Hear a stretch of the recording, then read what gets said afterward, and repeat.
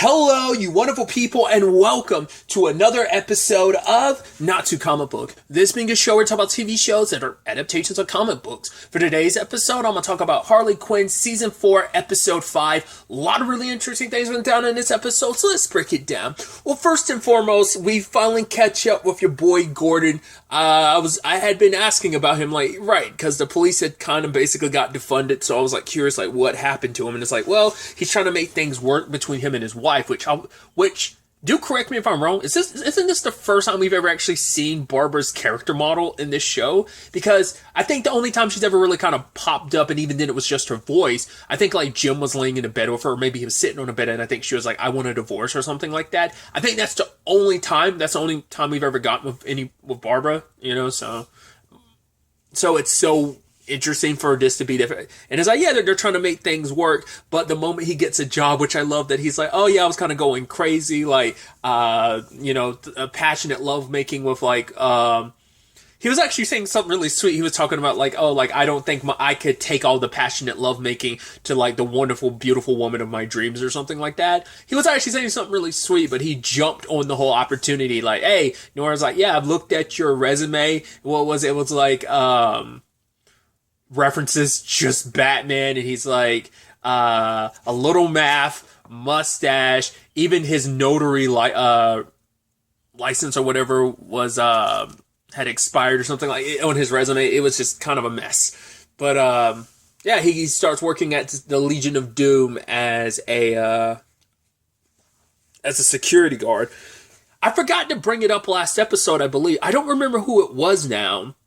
No, yeah, because she must work at the prison, because I was isn't that Cheryl? She was with Alfred when he was making his kind of prison wine at Malcom last episode. I want to say that might have been Cheryl beside him, maybe it wasn't. But because I had asked about that, because I had assumed maybe Cheryl kind of got a job with another villain once again, working with the Bane crew back in season 2. I was wondering if that was kind of happening. I don't think so. Let's kind of stay on the Legion of Doom side of things, where we meet Poison Ivy's mentees. We'd already met Volcana before, but now we met Terra, which my brain immediately thought of. I was I don't think it's supposed to be, but because when I hear Terra, I immediately think of Terra from Teen Titans. That Terra, the Terra that Beast Boy Terra, who was secretly working with Slade. That Terra, that's what immediately came to mind, but maybe it's just one of those things where it's there's multiple people who've taken up the mantle like Terra. Maybe it's that type of situation. And then we got Tiffy, who the moment Nora was just because I banged your bog dad, and Tiffy was oh, stop bringing that up all the time. I was wait, what? And looked into it. Yeah, that's Swamp Thing's kid, which I thought was interesting. I was because I'm not well versed in Swamp Thing, but I had no idea Swamp Thing had a kid. And it's not oh, that's Nora's kid. It's no, it's kind of Nora was kind of your dad's girlfriend for a bit. She definitely did not define it as a boyfriend-girlfriend thing either way, but that's interesting. Those are, and it would also make sense that Tiffy would, be under Poison Ivy, which I thought was kind of interesting too, because it almost felt like elementals to a certain extent, because hey, you got the earth person, you got the fire person. I was about to say Ivy and Tiffy kind of play the same role of the plant person, but it seems which apparently Tiffy's one of their aliases is Sprout. I say because I'm not sure if that's what they were implying with this episode, where Gordon was hey girls, he's oh yeah, I'm not kind of old school thinking, I believe women should pay, kind of going out for drinks, and then Tiffy was not all of us are girls, and he was I don't know how to course correct on this conversation. So I don't know if that's because in the comic books, the character is I think female. I don't know if that's kind of representing maybe Tiffy might identify as non-binary in this particular regard. I don't know if what that statement was meant to be or not. But it seems in the comics that the character's typically female. But they change the genders of characters all the time. So I don't know if that's what that was or maybe I'm just reading way too much into that, but that was a very specific line, so I assumed that was, because I was kind of because TV looks gender neutral, that I was oh, maybe Tiffy's a boy, but then I was like, oh, maybe Tiffy's a girl, but then I'm like, no, could be in between or neither. So either way, poor Gordon, really quickly, first getting his crotch lit up, and it turns out that he's actually living there at the Legion of Doom headquarters because he has nowhere else to go. It's like, well, probably would have a home if you hadn't screwed things up with your wife, because I forgot about it, to talk about it. In the moment he got the job, he took the snowmobile and abandoned his wife up there. So it's like, cool. Well, I say wife, but it's like, like I said, I think they are divorced, and maybe they were going to work on it. But yeah, Jim being who he is, I'm curious how he's going to feel about it, like, because they haven't had a run-in, but I'd love to know his thoughts on, well, Batman's gone right now, and the rest of the Bat family, and because he knows about Barbara being. Doesn't he know? Didn't he find out? Yeah, because he found out in season 2, didn't he? About Barbara being Batgirl. I actually don't remember now. I'm fairly certain he knows, but maybe I'm mistaken. But like Harley being kind of like part of the Bat family right now, I'm curious what his reaction to that is. But yeah, your boy Gordon's still the sad and lonely character that he's always been. And you thought things would kind of change for him. It's like, I think it'd be a welcome thing of like, man, I want Gordon not to be a sad sack of shit anymore.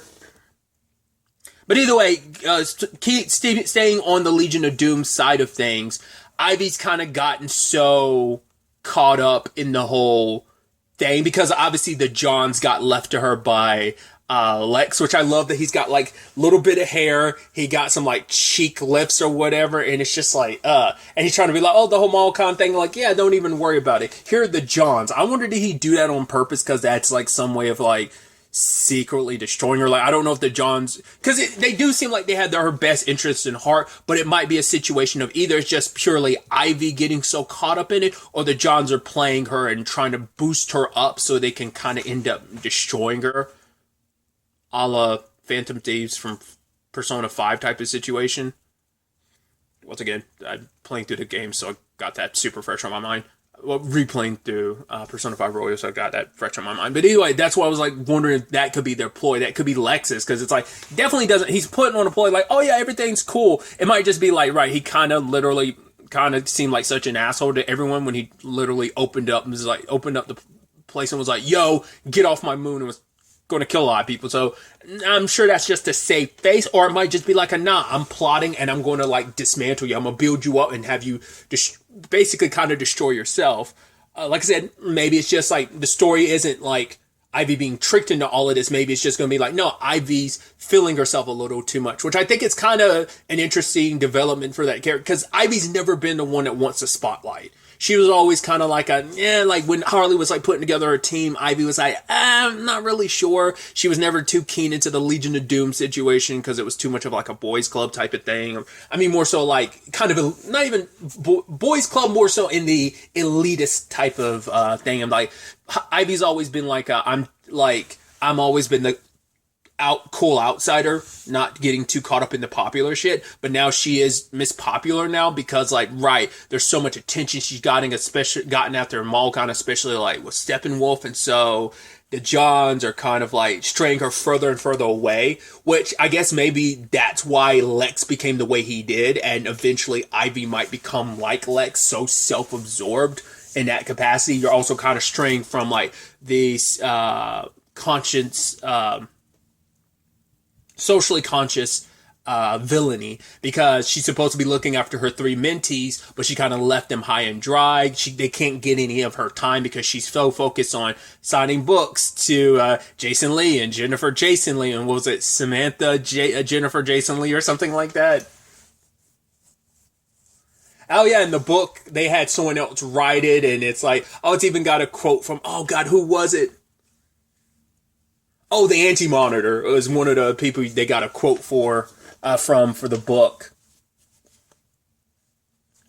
Then she was on Tawny, simply not even promoting what the socially conscious villainy. It was like, hey, let's focus on this statue that's being built of me, which, you know, she's just getting so absorbed in the fame. Like, that's kind of taking her away. She's kind of getting lost in that power. It's actually interesting. Another example I could use, it kind of reminds me of Angel. It's just that absolute power corrupting absolutely of like, right, you had the intentions of coming into this, you're going to flip everything on its head, you're going to do your thing, but then like the place is kind of corrupting you. And more so that Johns did this, but it is like, right, it's all kind of part of a larger package. That's, like I say, going back to it, I'm not sure if that's all part of a ploy or whether that's just like Ivy just getting swept up in the fame and celebrity of it all.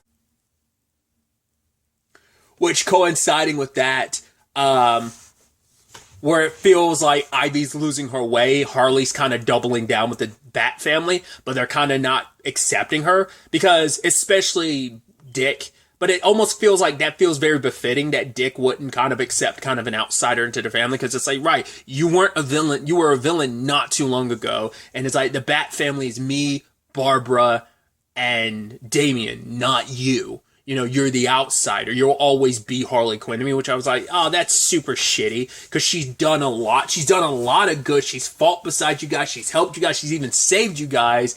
And she's not getting any respect despite all that she's doing. I even love the whole thing of like, oh, she finds out like, oh, my vision. It's like, but you've been out at night in other circumstances. Like, how is it you're only, I mean, maybe it could just be like her night vision has always, maybe it's just kind of deteriorated over the course of the show, or maybe it's always been bad. She even said it like, oh yeah, like that's why one time I went down on Ivy's armpit. To be fair, she's like, Ivy still kind of got hers kind of got off regardless. So, but she ends up going to get, LASIK done. And I didn't notice it until like, they showed a different camera angle, and then they showed the suit underneath the doctor jacket. And I was like, "Is that Supergirl?" Because like when Harley opened her eyes and the eyes were red, I was like, "What's up with that?" It didn't even click into my head until just now. I was like, "Oh, it's Supergirl." She uses her heat vision. I was like, "Oh, that's so interesting." I wonder what does Kara do for a living in the comics. Because obviously in the show, she's a reporter. In the TV show, she's a reporter just like Clark is. So I know that that's been an issue where like the two of them are so similar. And obviously there's certain runs, like the one they're going to use for Supergirl, Woman of Tomorrow, where like that's a different version of the character, like with a little bit more edge to her. So I'm curious what she actually, I mean, that's kind of interesting making it so that she's a LASIK surgeon in this. It makes sense with your heat vision and stuff. Like I said, that didn't even click in my head that, until just now. It's like, yeah, well, I thought her eyes were red because like Harley's eyes were adjusting to like post surgery. It's like, no, because she just used her heat vision. Because it's like, that's how LASIK works, because they burn off layers of your cornea. Now that's my understanding of it. They kind of burn off layers of it. They kind of, and then it kind of scabs up and heals, and that's the whole process. Also, she voiced by Lacey Chabert. I was like, oh, that's super dope. The fact of the matter, I also said that, like, oh, I wonder what her job is as Kara. I was like, I wonder if she even Kara in this continuity, because I just thought, but once again, she wasn't wearing like, she was wearing like a doctor's like jacket kind of, but then like she was wearing her costume underneath. So it's not like, I mean, that's obviously to make you realize, oh, this is Supergirl, but also it probably implies like that's her doing her job as Supergirl. Like, I guess like maybe that it's our closest thing to a secret identity. That's not her as Kara. It's like, no, as Supergirl, I also work as a doctor on the side, aside from my superheroing or something. Like, I don't know if that was supposed to be the justification for that or not. Because it's like, yeah, she wasn't in regular clothes. She had her superhero outfit on underneath. So maybe she's not even Kara in this continuity. Maybe she's just purely Supergirl all the time. I don't know. So that kind of parallels Supergirl, the TV show, considering like how the show ends. Spoilers, you know. Kara reveals herself to the world of like, oh yeah, I'm Kara Danvers. I'm also Supergirl. Once again, the whole show coming full circle. I think it's actually beautiful in that regard. So it almost feels like it could fit in that, where it's like, yeah, this is me as Supergirl. I'm just keeping my outfit on, but I'm also got like a side job as like like I said, a LASIK doctor. But anyway, tangents and all that aside, I felt bad for Harley, where it's like she's trying to like get back home, but like obviously Babs isn't picking up. We find out she was kidnapped. well, believed to be kidnapped, and she can't get in contact with anyone else. To be fair, her eyes are damaged. She calls Bane, but Bane was like, yo, help me. I'm held up at customs. I'm trying to get into Italy. Oh, cool. So you didn't even make it into Italy. You're kind of held up at customs. I guess he was trying to call Nora, but Nora's kind of ignoring his calls and stuff, maybe. So that sucks, because he was like, no, Harley, contact Nora. It's like, well, I mean, I guess it's like, right, you do have Ivy, your Ivy's girlfriend, so like obviously you'll be able to get to Nora that way to kind of like potentially help out Bane. Curious to see where things kind of go on that front. I do appreciate and really like that she went to go pick up her jackals again. I was like, oh, because we haven't seen them in a hot minute. I mean, in a situation where it feels like you're so alone, you kind of have no one, and now, like, you know, you need someone on your side, considering the Bat family isn't really on your side. You refuse to wear your friend bracelets. I love that the person I ended up picking up was Alicia, and it's like, oh yeah, I'm like, I'm Barbara's roommate. It's like, Barbara has a roommate? And then I was thinking, like, wait, because I was like, didn't we see her in college? But it was like, no, she was at Riddler U for being undercover. She wasn't actually going to Riddler U.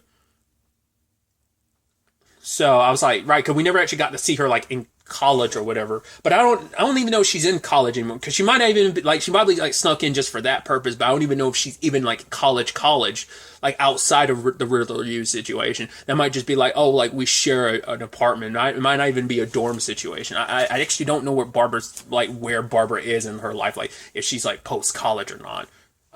Either way. I was kind of suspicious of Alicia, might end up still being that case, because she's like, oh yeah, Harley, I really was a big fan of yours, but then you kind of went to the whole like hero thing. I even love later on, it's like, right, I want to go along with you, because now that you're basically kind of a cop, I want to make sure no